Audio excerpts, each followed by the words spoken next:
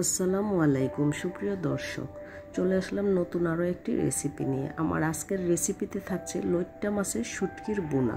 আশা করছি আমার আজকের রেসিপিটি আপনাদের কাছে ভালো লাগবে।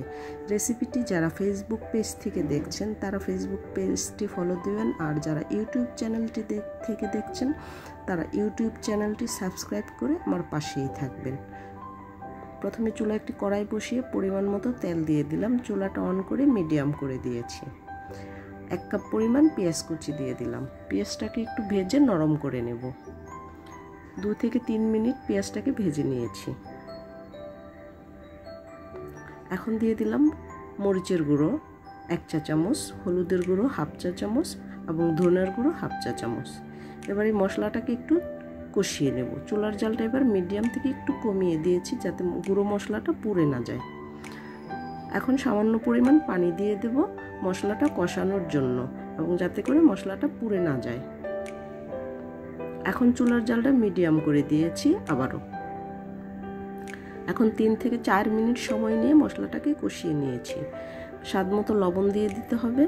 লবণটা দিয়ে দিলাম, আর দিয়ে দিলাম রসুন কুচি। এখানে আমি 1/3 কাপ পরিমাণ রসুন কুচি দিয়ে দিয়েছি। রসুন কুচিটা দিয়ে 2 মিনিট ভালো করে কষিয়ে নেব।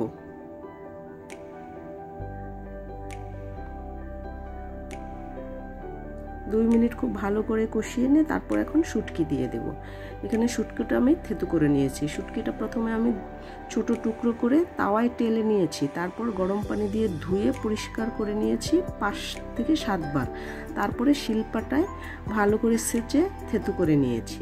আপনারা চাইলে গোটাও দিতে পারেন, তবে থেতু করে নিলে খেতে ভালো লাগে। এখন আমি সেই মশলার সাথে পেঁয়াজের সাথে শুটকিটাকে খুব ভালো করে কষিয়ে নেব। চুলার জাল মিডিয়াম আর লোয়ের মাঝামাঝি আছে।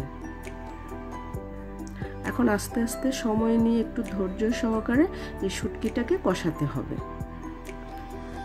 আমি অফ ক্যামেরায় একটু পানি দিয়েছিলাম, 1/4 কাপ পরিমাণ পানি দিয়েছিলাম। পানিটা শুকিয়ে গিয়েছে এবং শুটকিটাও বোনা বোনা হয়ে গিয়েছে। তো শুটকিটাকে আমি প্রায় 10 থেকে 12 মিনিট রান্না করেছি। এখন আমি 4টা কাঁচামরিচ ফালি করে দিয়ে দিলাম, আর 4টা আস্ত কাঁচামরিচ দিয়ে দিলাম।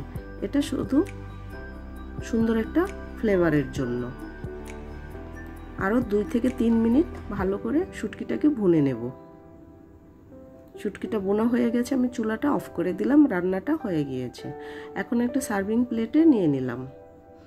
তো দেখুন, খুব সহজে এবং অল্প সময়ে হয়ে গিয়েছে লইট্টা মাছের শুটকির বোনা।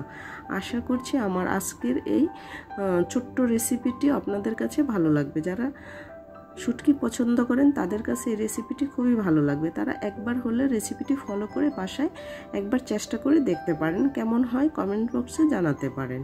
তো পরবর্তী রেসিপি দেখার আমন্ত্রণ জানিয়ে এখানেই বিদায়। আল্লাহ হাফেজ।